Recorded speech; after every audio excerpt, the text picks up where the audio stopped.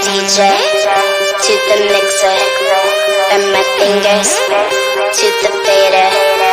Raise your hands up to the speakers. You are here to entertain us.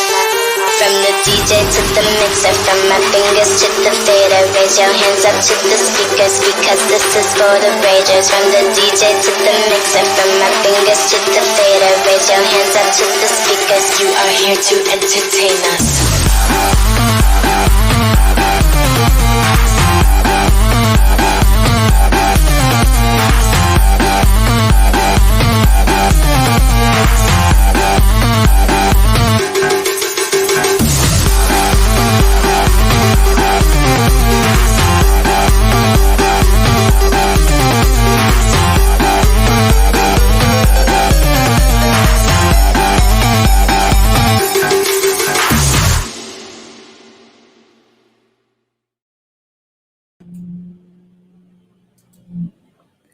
Good evening, everyone, and welcome to the November 2020 TCNewTech Pitch event. We're broadcasting live from 20 Fathoms in Traverse City, and we are so glad that you have joined us. For 5 years before the pandemic, we hosted this as an in-person event. In April, we transitioned to a virtual platform. But we still want to do our best to keep making connections. So feel free to use our chat to greet your friends, and hopefully soon we will all be gathering in person again. We have a great lineup tonight of startups, and each startup will have 5 minutes to pitch their business to you, followed by 5 minutes of questions from you. You can submit your questions in the chat. But before we get started, we want to express our gratitude to Russ Schindler. He's the founder of TCNewTech, and he's the man with the vision to start this organization. He put our region on a path to being recognized as a tech hub for the Midwest. He launched TCNewTech in 2015, and now he's going to be stepping down as president to make room for some new leadership and to focus on his business, SampleServe. Kelly Ignis, a longtime member and supporter, and also a pitch presenter at TCNewTech, has been nominated by her fellow board members to fill Russ's position for the next 2 years. And I have to say, I feel so fortunate to work with these great people. Additionally, we have 6 amazing board members that are finishing up their terms this month. And that's Ashley Sloat, Jenny Craig, Benson Munger, Josh Kent, Justin Blanchard, and Russ Ryba. And we just have to thank them all for their gift of time and talent over the years. And we really appreciate the opportunity to work with them. I'm going to tell you a little bit about our schedule for the next little bit that we are together. And let me just share that with you. So as I said, we have 5 minutes for presentations and question and answer. We will also have some announcements and updates. If you have announcements about you're looking for a job, or you have a job opening, or you have something to share that you think will be of value to our audience, feel free to put that in the comments as well.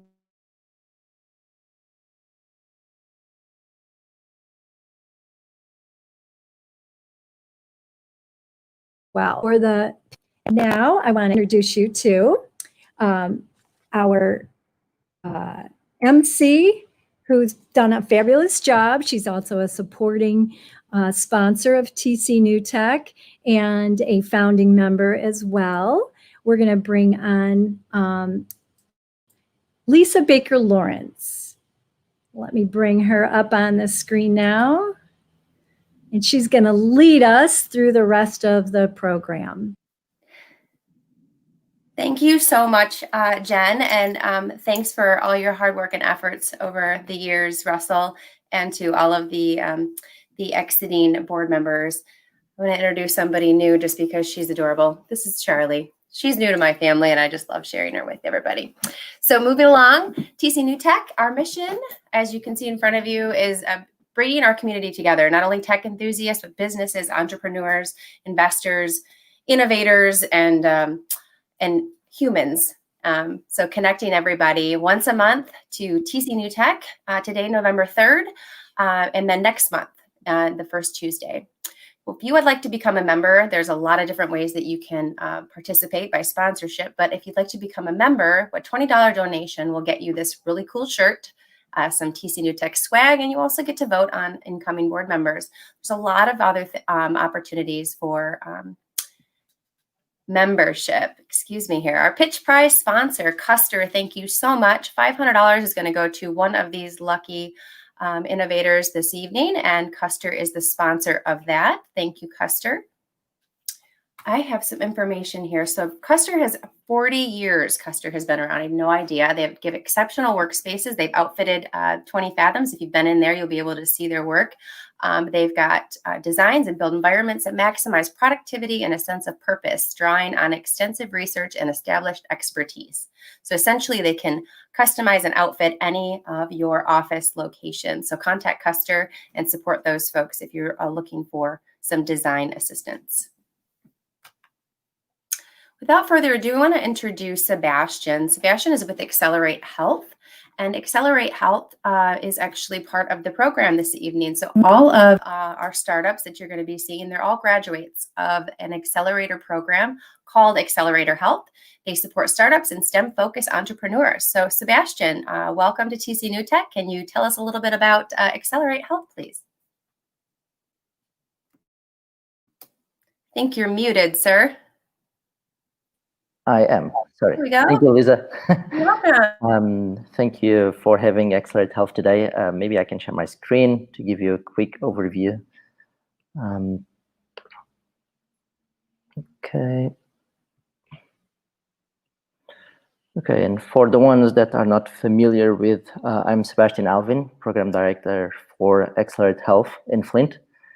XlerateHealth is a 3-month acceleration program for early stage companies in the healthcare field, and we aim to give coaching to prepare them for market launch.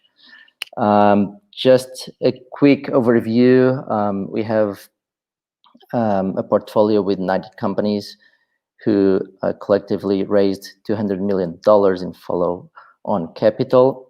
I want to thank you to the Charles Stewart Mott Foundation and 100K Ideas for their support in Flint since day one. And our team together brings together many years of experience in the healthcare and the entrepreneurial space. I also want to mention our coaching team, who indeed are the backbone of the XlerateHealth program, and who spend hours with each company. And I also want to mention that XlerateHealth has a broad network of experts across payers, hospital systems, clinicians, investors, and academia, and who guide our startups. So thank you for your time, and feel free to reach out. Now I'll let you hear from these 5 wonderful companies. And back to you, Lisa. Thank you. Thank you. Thank you so much, Sebastian. XlerateHealth is a perfect example of just a fantastic group of people coming together and creating a good ecosystem to share the good news here. So these events would not be possible without a strong sponsorship. And our main sponsor here, Michigan Broadband Services, has been delivering lightning fiber to lightning fast fiber to Traverse City, including 20 Fathoms. If you're looking for fiber for your home or your business, you can contact Michigan Broadband at this phone number and website. You can also talk to our very own Sarah Hunt. So Sarah Hunt is an account executive. She's also a very strong supporter and a part of our TCNewTech ecosystem here. You'll probably heard her on the radio this morning. Thank you so much, Sarah, and your team at Michigan Broadband Services. So our voting, you're going to need your cell phone to vote. We will give you directions, but our voting starts at the very end of all of our presentations. So there are going to be codes associated with each presenter, and you'll be able to remember what those are because we're going to remind you at the very end. With that having been said, you're going to need your cell phone because you will need to text your vote to that specific phone number using the code for the pitch that you choose to vote for. The vote will be live. You'll be able to know real-time statistics there at the very end, unlike possibly this evening. We might be waiting a couple days. This will truly be in real time, and we'll be able to celebrate as a group here for the one winner of the 5 pitches this evening. So thank you so much to Custer for sponsoring this and providing your very generous $500 cash prize. So we want to move right in. We've got 5 presenters tonight, with our very first being Dr. Brad Burke with the Windsor Gate Assist. Welcome.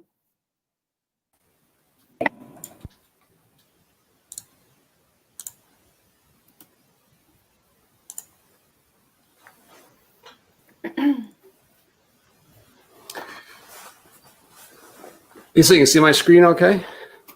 Yes, sir. Take it away.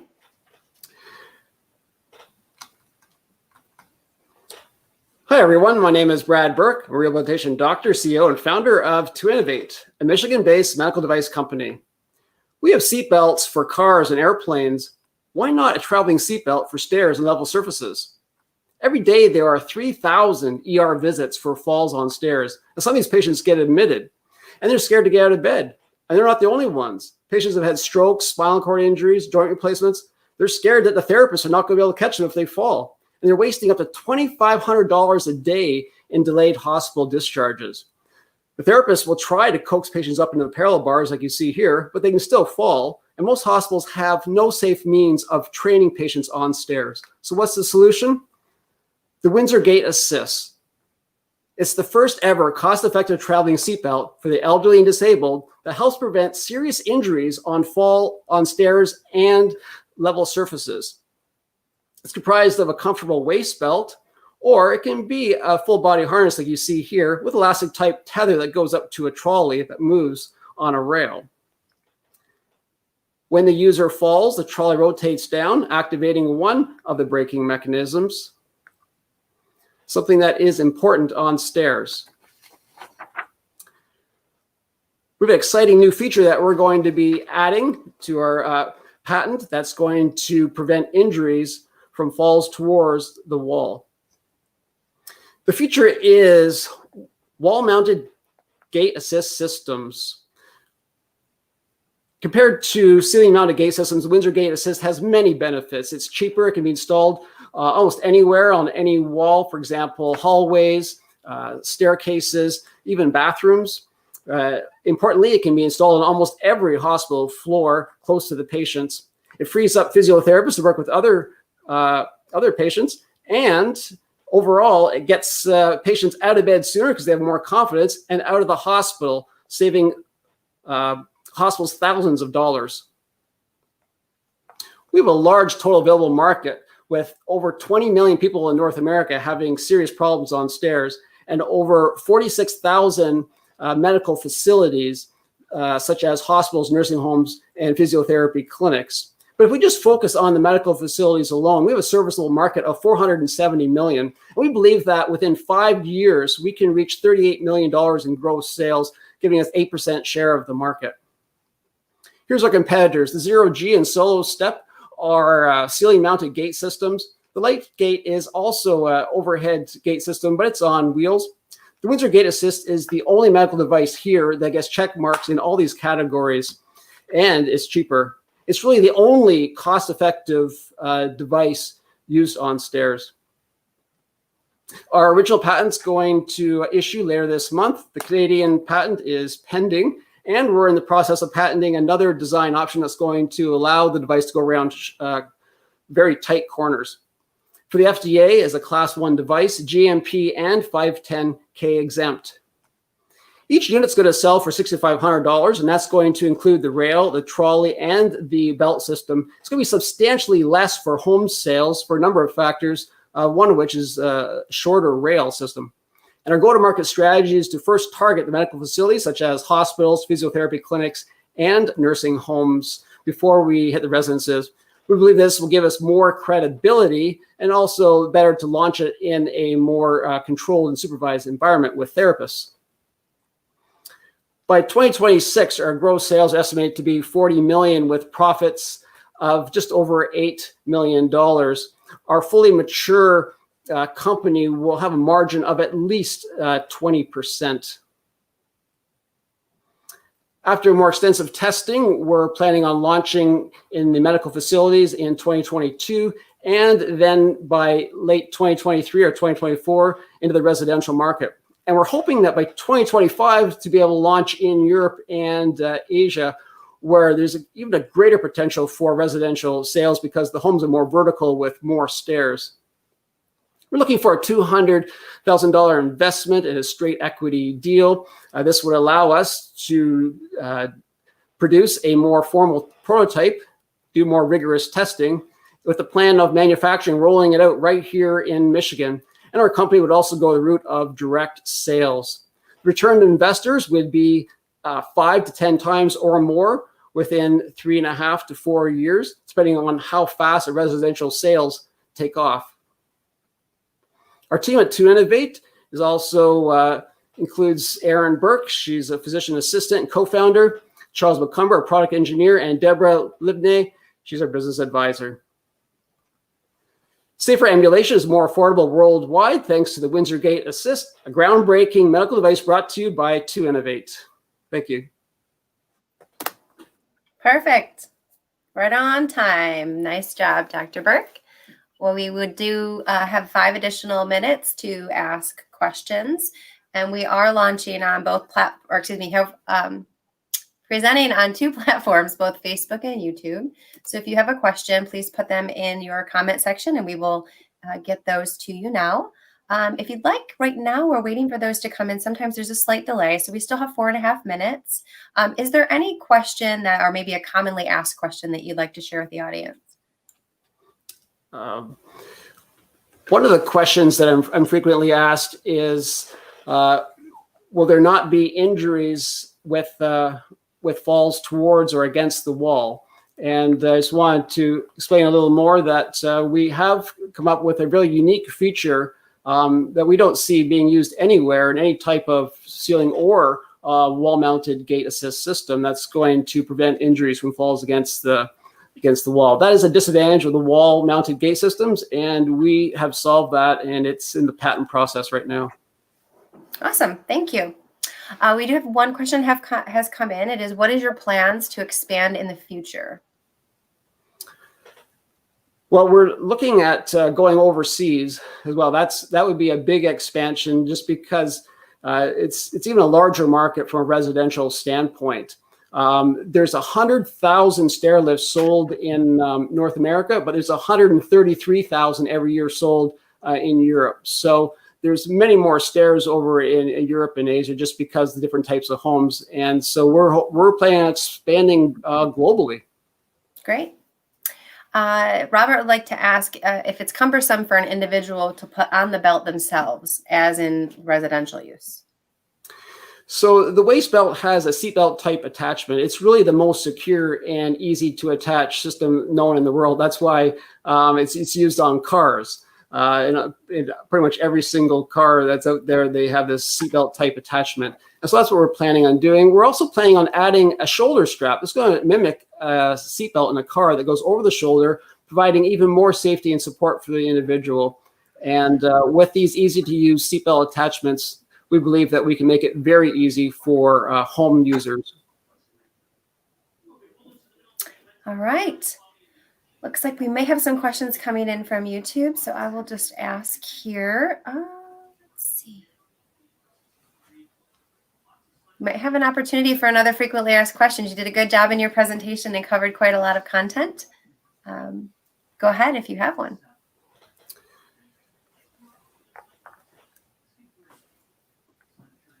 I think another question that's frequently asked is how does it work on stairs? With the stair use, individuals, the more disabled they are, the closer that they hug the wall. So they hug the handrail when they're going up or down the stairs. So there's less chance of injuring themselves against the wall because they're already up against the wall. Another model that we are in the patent process is one that provides resistance going down the stairs, but not up the stairs. And this is going to be another benefit because individuals are going to feel safer because they have the unit traveling behind them rather than falling down in front of them. And we think this is going to be another big advantage that home users especially are going to like. Great. We have a compliment here. A very good presentation, and you answered most of the questions about your GTM. Have you found other uses for the IP that you developed? A potential here is in the industrial market where this could be used in industry. For example, you have one person working alone on stairs and need some kind of device that's going to be safe to allow them to work in environments such as that. And so the industrial market is one that we haven't explored yet, but it's possibility. And again, we don't see this device being used in industry that also has a brake. There are some overhead systems that have sort of a brake when the person falls, but there's nothing that's mounted on the walls. And so we're really leading the way in this venture with wall-mounted gate assist systems. Wonderful. We have hit our limit of time, Dr. Burke, so thank you so much for presenting this evening. Please stick around. You will have another opportunity for the Windsor Gate Assist to be recognized, and those watching will have an opportunity to vote for Best Pitch. So thank you very much.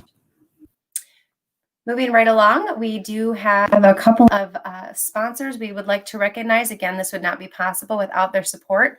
So our friend Susan Saffredini with State Farm, all of our SCORE mentors over with SCORE, helping business startups and current businesses expand and expound on their ideas, Northern Michigan Angels and all of their generosity, also with the Nielsen Family Foundation. Thank you so very much for supporting TCNewTech. Moving along into our second pitch of the evening is Cliff Veach and Miss Linda Bell with Bell Tech Communications. Welcome to TCNewTech. Thank you. We'll let you get your presentation loaded and I'll mute myself and you can get started. Okay.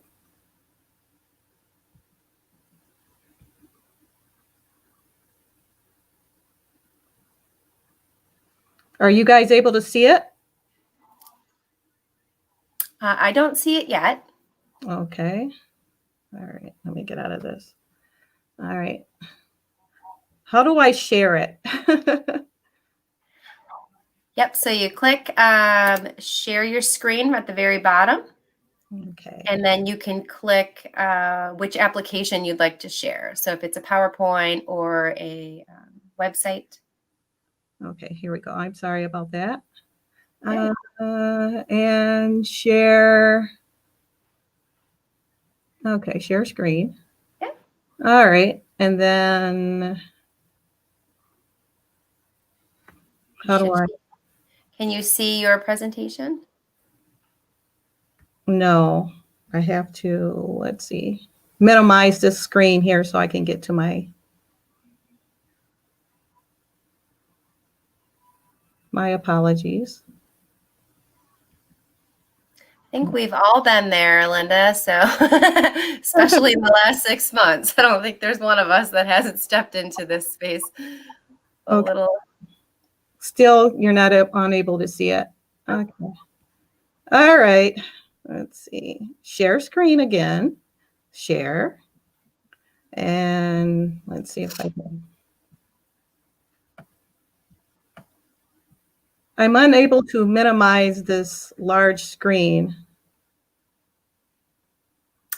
Okay. So I may ask Jen in the background. Hey, Jen, do you want to give a hand or should Yeah, we? so, Linda, when you hit share screen, it should say either share application or share your entire screen. Oh, okay. I see that. Yeah, click on share application. Share application. Okay.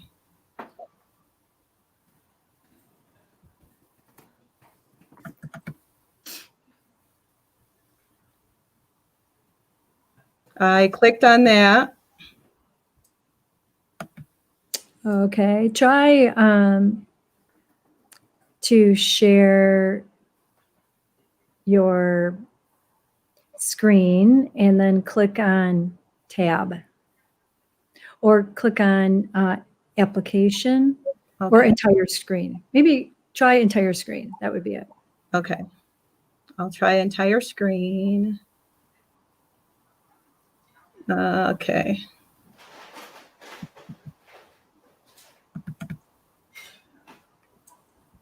No, that's not working for me. Well,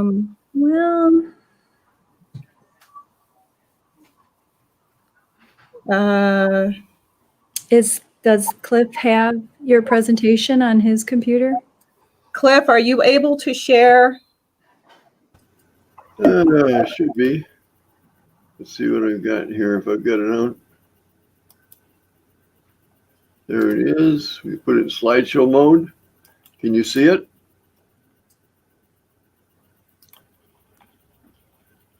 Not yet. How about now? Nope. Huh. Back it up once, because I shared the screen and then I selected the application. There it is right there. So that was my fault. Share that. Okay, I do see it now. Okay, then let me get it into slideshow mode here. How's that? That's good. So you're on the first screen. So thank you everybody for your patience. And I think we can bring Linda back on and she can start her presentation. I'll hit the 5-minute mark and Cliff is in the background advancing the slides for Linda. We should be in good shape. Can you see it, Linda? I can see it. Can you guys see? Yes. Okay. Okay, great. Here we go. So you can start whenever you're ready. Okay. Hello, everybody, and good evening. My name is Linda Bell. I am the founder of Bell Tech Communications, where we are empowering families of deaf children to create an environment for success through technology by engaging the family unit to improve their reading and writing and speaking skills. 10% of deaf children attend school, and due to their language barriers, they feel isolated. And this is a personal experience for me because I grew up with a mother who was deaf, and the lack of social engagement is not healthy. And these deficiencies exist in preschools and deaf educations today. When I am interpreting and vice versa, when my mother had taught me my very first nursery rhyme, Humpty Dumpty sat on the wall, Humpty Dumpty had a great fall. What you see on the screen is an interpretation when a sign language interpreter reads a nursery rhyme to a deaf child. Sat Humpty, wall fall. This is ASL format for reading, and it's not a complete English. And we struggle with our deaf children who learn ASL as a first language to read and write English skills in a deficient way. And this does not make them successful in public schools. This is why I developed the DEFCOM blended visual learning experience due to my mother's lack of isolation and frustration.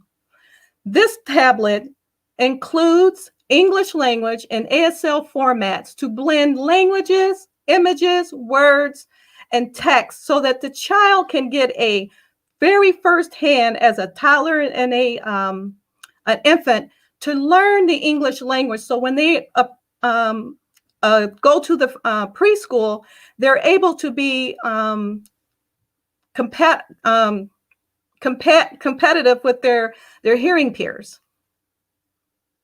The DEFCOM tablet engages the whole entire family. It gives them viable English grammar skills for public schools so that is combined with their ASL.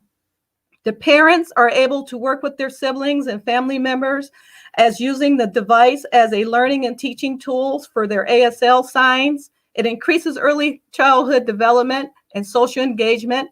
And it also is a 24-hour device that the child can work with while they're a kid. This evolves as well as the child grows. As the child becomes grade age in middle school, the translator will be able to translate their daily speech, and it's geared for age-appropriate children so that society can engage with deaf children. When they speak, the text and sign will show up simultaneously on our tablet. The DEFCON target market is the 14.5 million deaf people that we are currently have in our system. But because we're only going after the 2.2 million deaf children, we're selling our device at $1,500, and we're only going after the 0.03%, which is the $97.8 million. But this will bleed into our SAM market, because once the families begin to use it in various areas, we are going to come out with our DEFCON 3, which is the SaaS model, which everybody can't wait for. Here we have our target market, which is the ADA, which has already been established. Our IP has already been filed for visual designs for the future. Our competition primarily is a self-learn application, but it doesn't compare to our direct conversation and functionality for engaging families and educating the child and empowering society. Our overview market for the 3 years, as we grow, we are using 5,000 of our units to sell each year. And in our 3rd year, we're planning to gross at least $27.1 million. And as you can see with our expenses and the cost of goods, that our EBIT is going to be at least $21.6 million. Right now, we are seeking funding for the completion of our 3 prototypes. We also want to put in a pilot program, and also we are asking for phase 2, which is by time we are in the first quarter of 2021, we want to do a soft launch. Michigan Department of Civil Rights has asked for this assessment, and we have the answer. And the Michigan House Bill 5836 is asking for solutions, and we have that as well. We want to thank you, and we want you to use BellTech Communications for your resource center.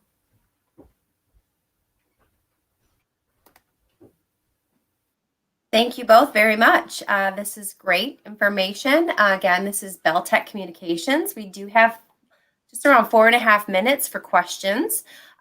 We are launching or have launched on a couple of platforms, so we'll wait for those questions to start coming in. If you're watching live, please comment your questions and we'll get those to Linda right away. In the interim, Linda, while we wait for those to pop through, is there a frequently asked question or something that you'd like to share with the audience? Most of the time they would ask if we have competition, because there's a lot of apps out there that offer some of the same things, sign language to text and text to sign language. And I'm going to say that we are the only one that is utilizing this service to gear towards family unit learning and engagement. We are not at this particular time looking to do a SaaS where people can download it on their phone. We want the next generation of children to be able to read and write fluently so that they can go through society without a sign language interpreter. So you guessed it, as the very first question that came in has asked exactly what you've just described. So I think the second part of the question is, who are the big companies that you may be up against in similar markets? Right now, the biggest competition we have are live interpreters and online, what they call VRI, visual learning interpreters. They are going online now to work from their homes, but this is not engaging families in a unit where a child can sit down and learn with their families and friends and pick up words where they can be mobile with it. So that's our most competitive signs right now for that. And then the cost is compatible. We're only asking for $29.95 for a year, which is $125 a month, where you're spending already with our tax dollars $105,000 for one interpreter throughout the school year. And that's just one interpreter. Yeah. Good information. Thank you. Ben Marshall says, great job, Linda. And thank you. Do you have any use cases published that are available to the public? At this time, we're trying to do a MVP so people can look at it. But we're asking for the funds to get that up and running. And as soon as we get the funds, we will definitely have that published. Fantastic. We do have about a minute and a half left for questions. I think you answered quite a few of them. Is there anything else that you'd like to let the audience know while a question may or may not pop through? Yes, I would like to let people know that we are already spending millions of dollars on sign language interpreting service, and we are a fraction of that cost. And it's so important that we start to engage with our deaf community. We want to talk, the hearing community want to talk to the deaf community, as well as the deaf community wants to speak with us. And I think this is a viable solution. I think it's a viable product. And I think it's one of the most important devices that we can have on the market today to engage them in work, make them more productive, get them off of Social Security disability, and really engage with them. Fantastic. Love it. And you have a comment that came in that said, good presentation. I hope that you will have success with your plans. And so we want to thank you, Linda, and also Cliff, who we saw briefly. Thank the audience for their patience. Please stick around, as we will be hearing again potentially from Bell Tech Communications if you choose to vote them as top tech prize this evening. Thank you, Linda. Thank you. So we now have a quick announcement with Carrie Carrie, the marketing director at 20 Fathoms.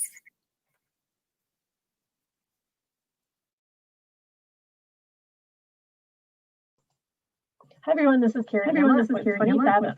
Our big news is that we moved into a new office for our co-working space and our startup incubator here in Traverse City. It's much larger, and we have really incredible views of the bay, of the Traverse Bay here in Traverse City. You can see the picture on the bottom was taken this morning, and the clouds were looking really cool. We have a lot of other amenities, including free parking, lots of natural light in the office. We've got conference rooms and a large classroom, and then in the building, there's a center, a coffee shop, and a lounge with a pool table located right on the Tart Trail.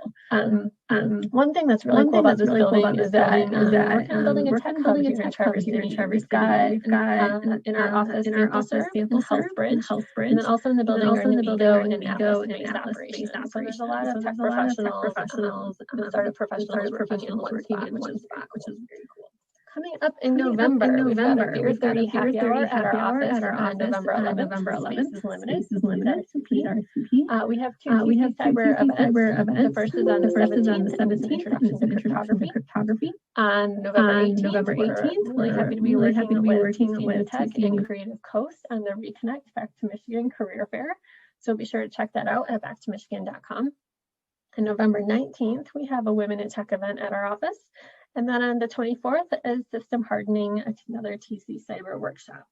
As always, be sure to follow us on social media, check out our newsletters and our upcoming events. And I do want to mention that we do have membership opportunities available. If you're interested in working in our new space, whether it's occasionally or regularly, we have a lot of flexible membership opportunities for our co-working space. So visit our website to check it out and learn what's going on. Thanks, everybody, and have a great evening. Fantastic. Thank you very much. And moving on to our third pitch of the evening, Mr. Mark Harburg with a Safety Sit. Hi, Mark. Welcome to TCNewTech. Hello. See my screen? Yes. Awesome. All right. My name is Mark Harburg. I'm the CEO and co-founder of Safety Co., and we aim to prevent injuries caused by patient handling. So injuries that result to both staff and patients because of patient handling is a huge, huge problem.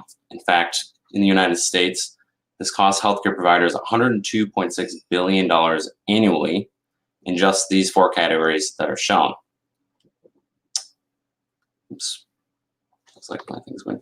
Now, if we narrow down our scope to just looking at rehabilitation, specifically within hospitals, we find that most of these injuries described earlier actually happen within this space. Now, one particular problem is that when clinicians work with disabled or recovering patients, they need them to be sitting upright and on the side of a hospital bed, sometimes called as edge-of-bed therapy or early mobilization. However, this is very, very difficult to do by oneself, so they have to go out of their way, find additional staff members, bring them in, and manually hold these patients up for extended periods of time. This is extremely inefficient. It causes injury to the staff, and it's not very safe for the patients themselves. In fact, this is a $30.7 billion annual pain point for the hospitals in the US. And we are aware that there is a rotating mechanical bed on the market. However, hospitals are not willing to replace all of their rehab specialty beds with something like this. They're also very expensive. So this is why we invented the Safety Sit. It's the world's first portable backrest that can be set up in just a few seconds on any hospital bed. It safely supports up to 600-pound patients. It's easily foldable and transportable. It's very easy to clean. We have a patent protecting our design. We have disposable covers available for our device. And this is a Class 1 510K exempt, but not GMP exempt medical device. Now let's look at the economics of our device for just a second. If a 300-bed hospital were to buy just 15 of our devices, they'd be saving well over $1 million in labor savings alone. That's because they can go down from just co-treating with 2 people down to just 1. And on top of that, this is a high risk for injury operation holding up patients. Injuries cost anywhere from $15,000 to $20,000. So in the lifetime of a device, if they were to have one, it would pay for itself 10 times fold if we were to just prevent 1 injury. We've identified that we can make our device for about $330. The reason for this cost is that it requires no capital tooling. It's all CNC. We plan on moving to injection molding and cutting this COGS in half in a couple of years once we're in production. We've also identified we can sell it for about $1,500, and once we partner with distribution, it would go down to about $1,200 per unit. We have 3 main markets: hospitals, outpatient care, and home care. Altogether, this is a $2.4 billion total addressable market. We're initially just targeting hospitals, and the reason for this is based off our customer discovery and research. We found that this is where the problem is most prevalent. So we captured just 8% of our target hospitals. That's a $30 million SOM. Our go-to-market strategy begins by selling to Spectrum Health, our partner, Sparrow, Mirror Freebed, and Beaumont. They've all given us letters of intent to purchase. We've also been in discussions with the University of Michigan, Ann Arbor, Hurley Hospital, and Henry Ford Hospital, who are willing to trial our device once it's commercially available. We also partnered, our manufacturer has connections to the VA, so we can start selling to VA hospitals as soon as we're commercially ready. Done a lot with very, very little money. Done over 250 customer interviews with clinicians across the United States. Worked very closely with clinicians to develop well over 25 prototypes to make sure this is something they love. We have a patent issued. We have a production intent design. Developed my own quality management system. As I mentioned, we have 3 hospitals willing to purchase. I have manufacturing and supply chain all queued up and ready to go. And I just completed an FDA usability study with a target account. So we're basically 90% of the way there. We just need a little bit of funding to get us across the finish line, begin manufacturing and inventory build, and then first sales. So Safety Co., we want to be the leaders in patient handling and rehabilitation. And so first product is the Safety Sit. We plan on rolling out Safety Sit Home, which hits a $2 billion market with the 6 million unpaid caregivers who are working with elderly grandparents or parents. And there's other problems we'd also like to solve in the future. My name is Mark Harburg. I'm a product design and manufacturing engineer, and my partner Franz Narowski has extensive business development and strategy. We have an awesome team of advisors who have gotten us where we are today. We're seeking funding. We're asking for $150,000 and connections to any hospitals that anyone might know of who might be willing to trial our device. So this is a real problem with a huge market opportunity. And if you're interested, please feel free to reach out to me. And just remember, with SafetySit, we've got your back. Thank you very much. That was great. Thank you very much, Mark. We have questions coming in right away for this. And so with that, we'll just get started. We have a question. Has the pandemic affected your plans in any way? Yeah, we had a little bit of a, I think pandemic hit a lot of people. We were about to get our first purchase order right before COVID hit, but then hospitals' budgets kind of got cut. But in response to this, we feel that, and we actually know that our device is actually more needed now than ever because hospitals are cutting staff, and so they need that extra support. We had one hospital reach out to us and are looking at purchasing a device just to help assist with the lack of staff. Mm-hmm. Sure. This person said they love the product. Do you reckon the price per unit will be cheaper in the future? For hospitals, no, based on all the features that we've packed into it, being transportable and foldable. Once we kind of hit the SafetySit Home, that'll be a non-foldable unit, and we plan on selling that for a much cheaper price. Probably in the $200 range. So yeah, for the second version of our device, it would be much more economical for that market. Okay. Ben says, well done. And what does the timeline to market look like once fully funded? Yeah, that's a great question. With funding, basically, since I have everything all lined up and ready to go, we can just pull the trigger. We probably within 6 months, hit first sales. So about 3 months of just manufacturing right around the corner, and then start selling to those 3 hospitals almost immediately. Great. So we'll wait for another question to come in, but is there a commonly asked question that you'd like to share with the audience, or something that maybe you feel we should know? Yeah, I think a lot of people ask, well, how does it work with, just one person? And in the hospital setting, it is very patient dependent. You may need still 2 people to assist getting the patient up, but then that second person is free to go after you have the device set in place on the bed. Yeah, that's usually a common question people ask me. Mm-hmm. We're looking for, let's see, we've got about a minute and a half. So if anybody has a question that is out there, I will ask. It seems to me, and maybe you've already explained that on there, but working in workers' compensation areas and things, it seems to be like it would provide some support to the workers themselves in reducing the amount of workplace injury. And that's Absolutely. A very common code that insurance companies don't enjoy covering. Yeah, a lot of this work actually is not really defined in a therapist or a nurse's job description, and so it's a job that no one really wants to do. And as I mentioned, I've spoken to a lot of techs, and they're often the ones doing it. It causes injury. There's a lot of strain injuries in the hospital, in their wrists, their hands, and their back. If you're imagining lifting a 300-pound patient every day, 6 times a day, right. It gets old really quick. Yeah, anything we can do to keep our bodies healthy and happy. So we do have a question here. Oops, we jumped past it. Does this product require a therapist, or are there uses for in-home patients on their own or with other family members?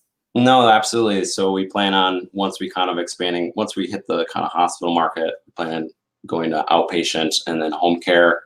And then there's absolutely use in the in-home use. So with single use, once we kind of make that a little more economical, if you wanted to spend want to have the convenience of it being foldable and transportable, then you could buy for that initial price tag. But great. So the last question here is, I guess, more of an ask. They said, I wish you had a video demo. So there is one on our website. Go to www.safetysit.info. There is a demo there. If you go to the product, it's show being used. It's also a little infographic on the main page. Awesome. Okay, great. Well, thank you so much, Mark, and feel free to share that link on our social media today. And for those of you looking for more information, you can visit safetysit.info and take a look at that video. So we want to welcome Camille Hosington with the Creative Coast at Traverse Connect to share an update this evening.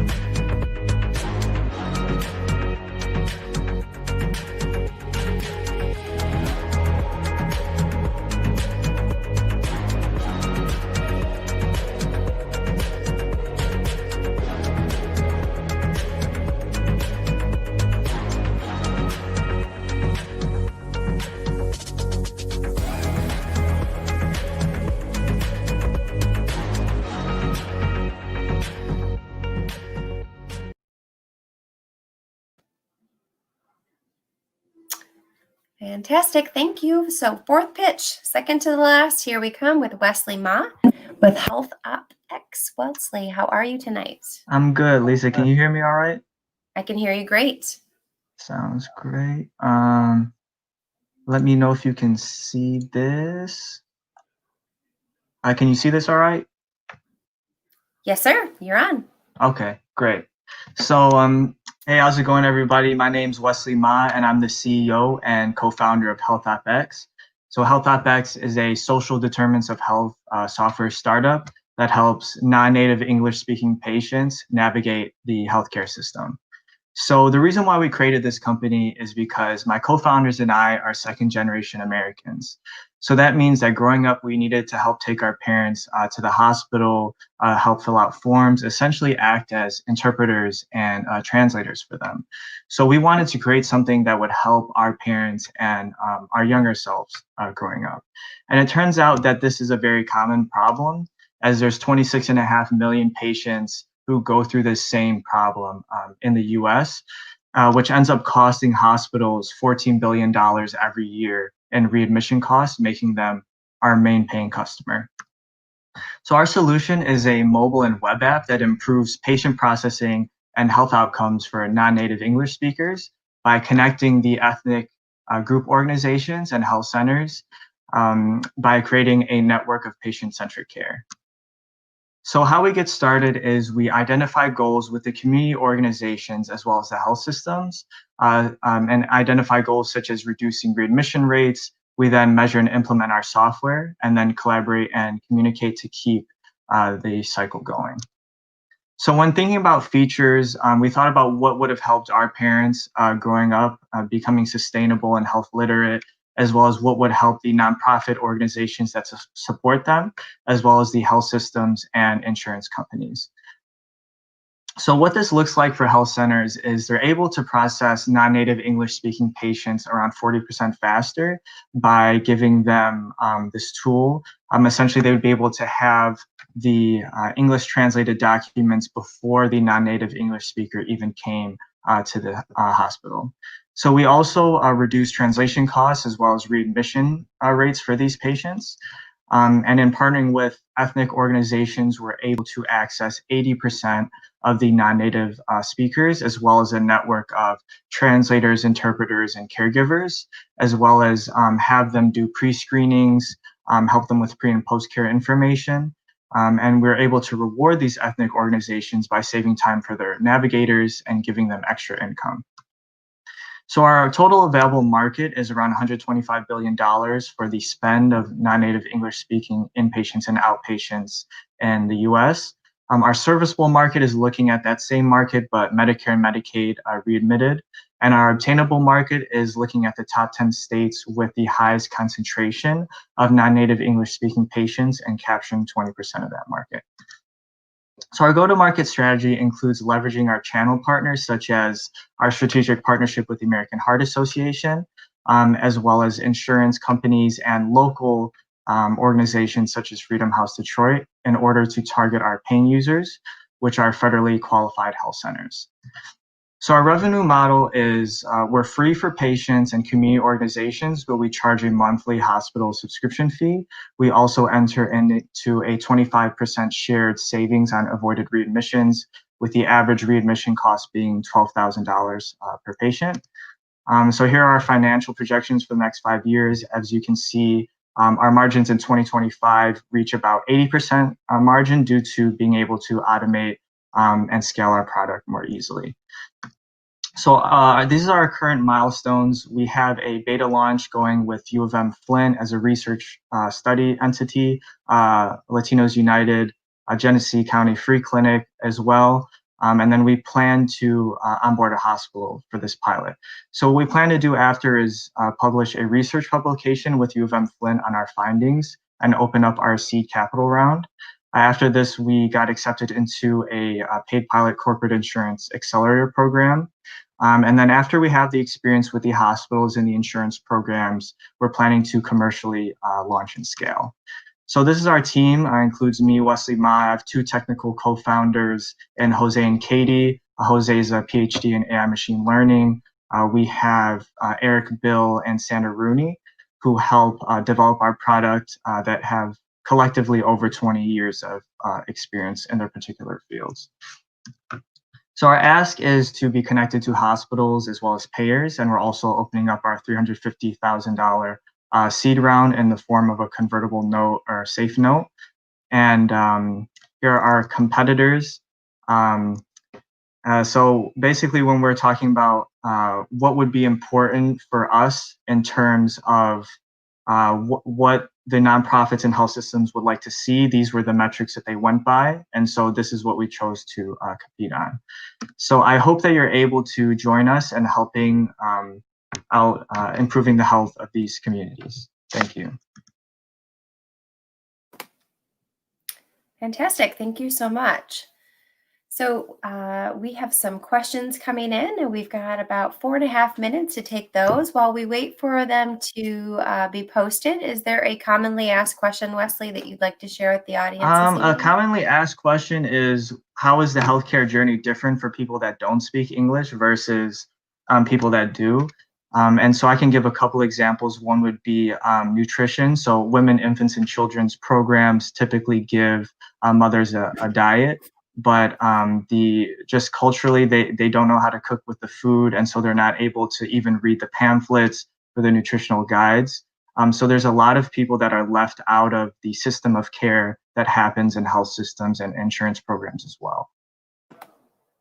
So to answer your question, is the software able to translate the documents into any language? We actually work with nonprofits and translation firms, and then we store those translations for those documents so that they can be reused or entered into our system to be reused.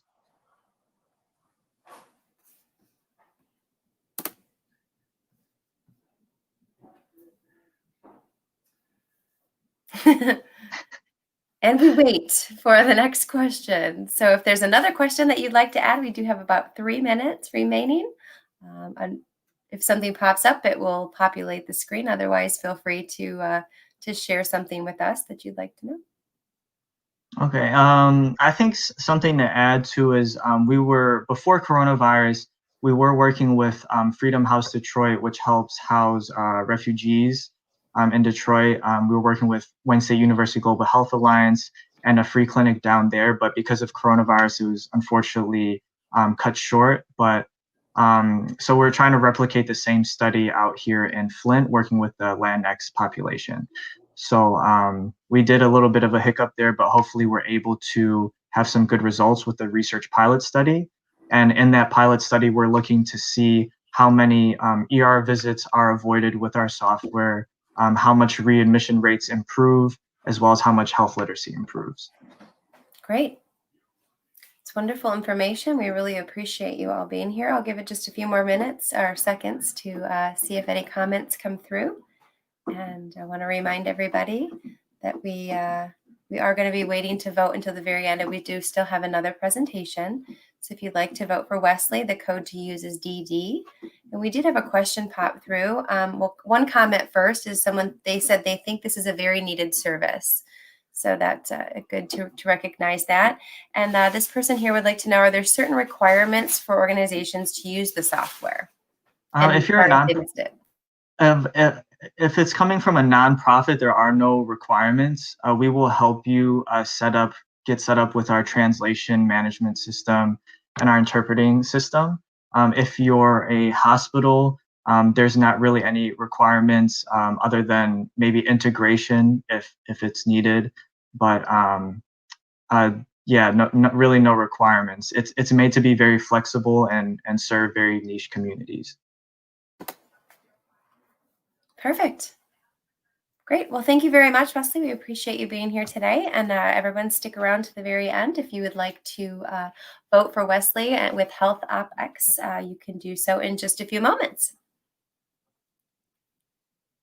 Thank you. Thank you very much. All right. So we're going to move right along into our fifth and final pitch. And we're going to welcome Ihab Saab with Isab Innovations in just a moment.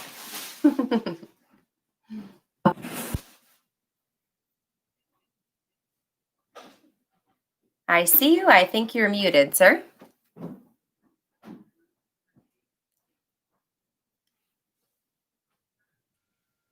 Are you guys able to see me now? I can, thank you.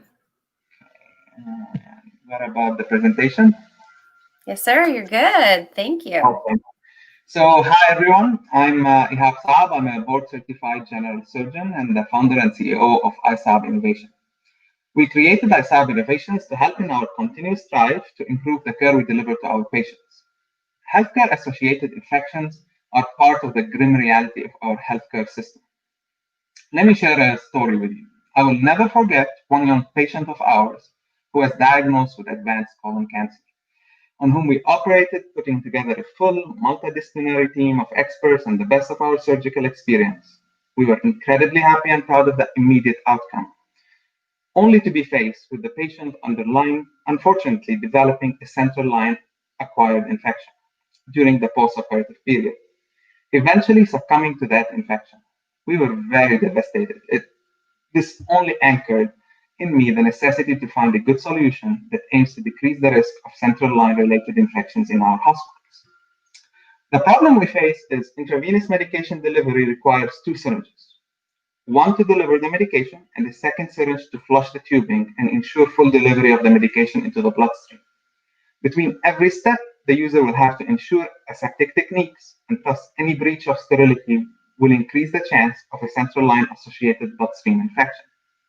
It is estimated that 250,000 of such infections happen annually in the United States, with a staggering mortality of 12.3% and an average cost to the healthcare system of around $16,000 a year, per infection. So we pioneered a novel solution. It joins the medication syringe and the flush syringe in one, where the user can deliver the medication followed by the flush in tandem, thus cutting down on the number of times a central line needs to be manipulated, and thus decreasing the chances of breaching the sterility and introducing an infection. So we designed a commercially reproducible and unique in its simplicity valve system, where the user, while pushing on the plunger, the medication gets delivered first, and eventually a knob at the base of the syringe will engage the valve, opening it and delivering the proximal chamber solution, which is usually the flushing solution of normal saline.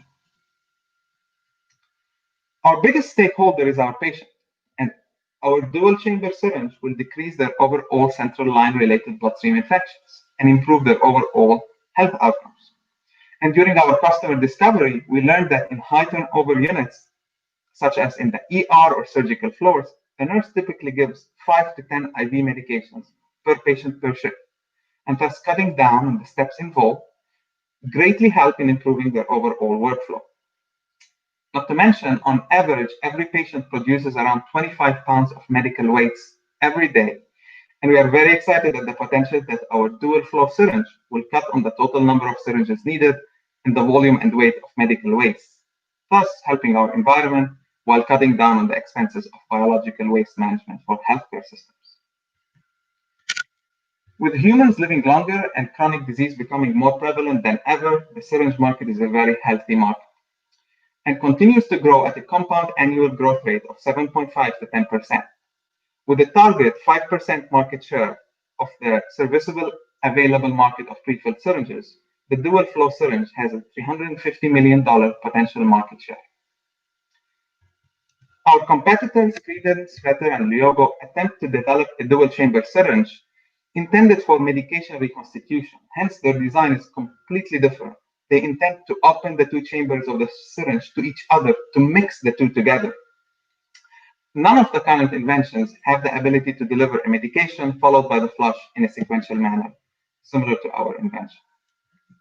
We are pleased to secure our invention with a utility patent that captures a total of 18 claims of different aspects of the design we have. And we currently have a rough prototype showcasing the feasibility of the design and are aiming to refine the prototype through partnership with research and development companies in the first half of 2021 and proceed with testing and validation in the aim to publish on our study through partnership with hospitals. Our goal is to exit in 2022 with a potential licensing deal for selling of the IP. We are looking for a $100,000 investment to help us get closer to the finish line. We will mainly use the money to refine our prototype, work on testing and validating the model. We aim at getting a risk and safety assessment for our Class 2 medical device to help its marketability for a potential exit. I'm blessed to work with an amazing team that includes Thomas and Kurt Baumgarten, both licensed patent attorneys and angel investors in my company, Francis Glory, an international executive and entrepreneur with expansive experience in leadership and general management, and Dr. Kabani, an advisor and board member who's a board-certified vascular, thoracic, and general surgeon. Please feel free to reach out to me if interested in learning more about ISAB innovation and all the exciting work we are doing and to help us decrease the health-associated infections one syringe at a time.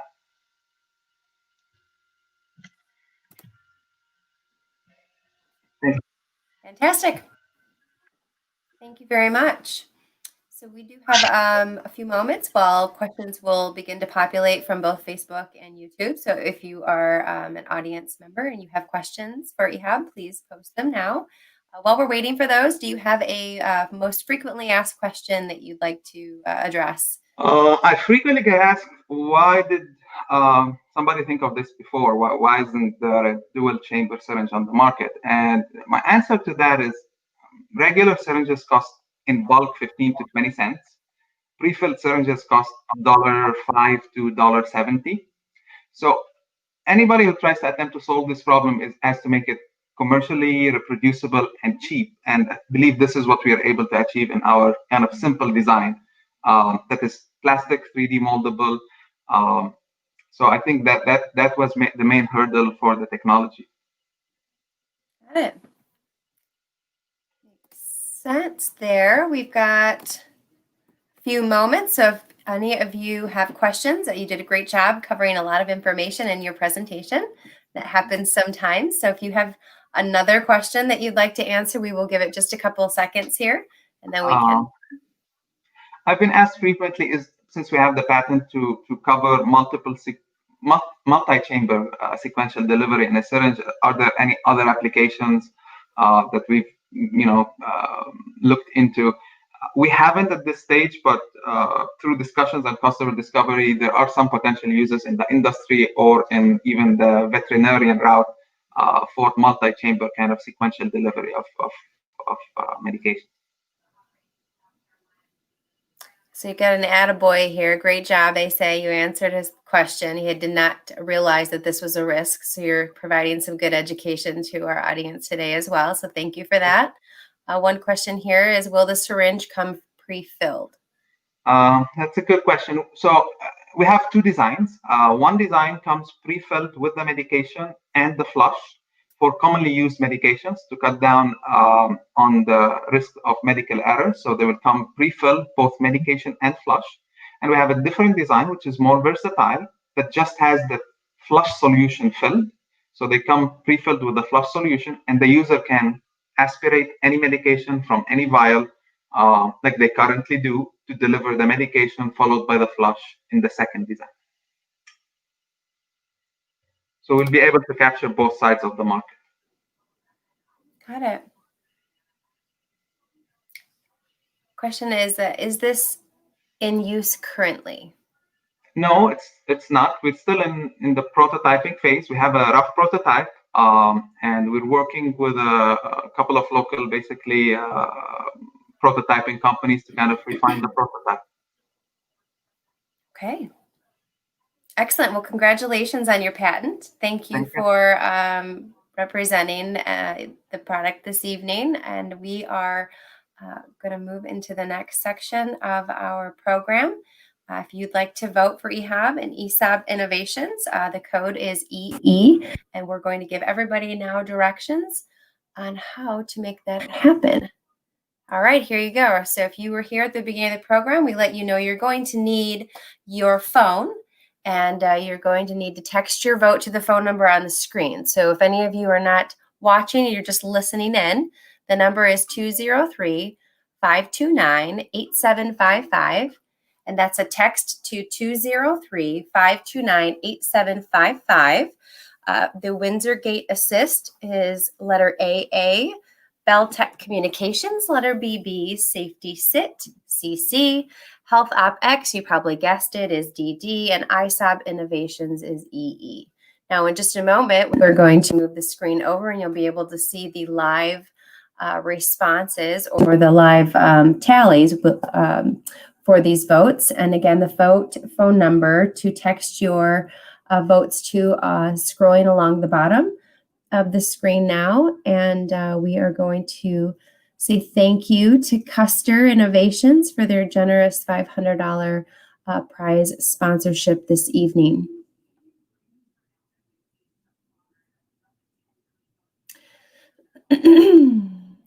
So I know you're watching some live votes. Go ahead and keep your voting coming. We do have a couple of in-kind sponsorships to recognize while we are finishing this out. Kelly Ignis, who you mentioned earlier, is the incoming president of TCNewTech, has also been a longtime sponsor with her company called Workshop 67. She provides website design and support.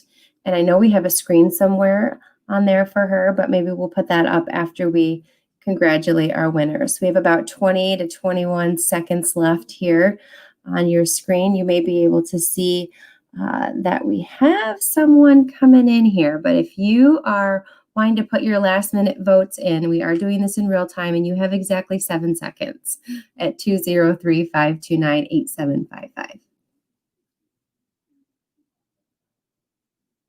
So we had a lot of wonderful presentations this evening, and I think Jen might be coming back on to congratulate, but I think everybody who can read the screens can see that we want to say congratulations to Mr. Wesley with Health OpX. And oh, thank you guys. Congratulations. Thank you. I appreciate that. And thank you for putting on this event, Jennifer and Lisa. Yes, we're really appreciate everybody's efforts, and it's not an easy task. And you guys worked hard to get to this point through the Accelerator Health Program. So we're so glad that you did, and we appreciate you being here. We have just a few more announcements. And then, let's see. congratulations, Wesley. Thank you, Lisa.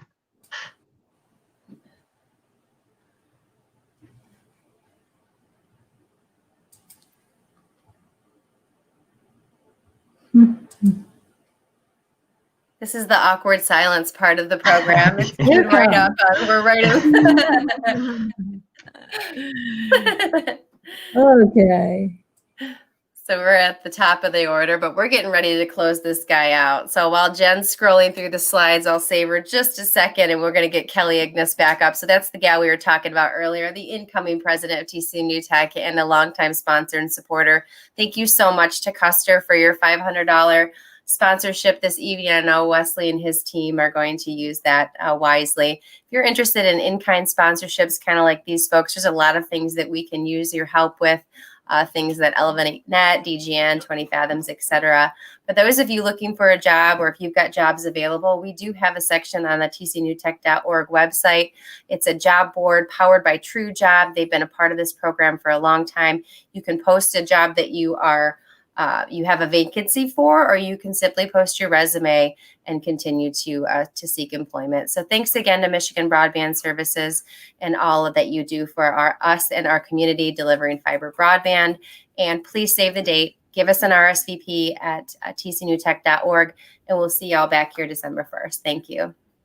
Oh, and bye, guys. To our board members. They were, they've been a great asset to our organization. So thanks a lot, Lisa. You did a great job once again. And we will be sending a summary of tonight's events later this week to anybody that's on our mailing list. You can sign up through our website to get our weekly newsletter. You can follow us on Facebook, on Instagram, on Twitter, on LinkedIn. We're everywhere that you are. So thanks, everybody, and have a great night.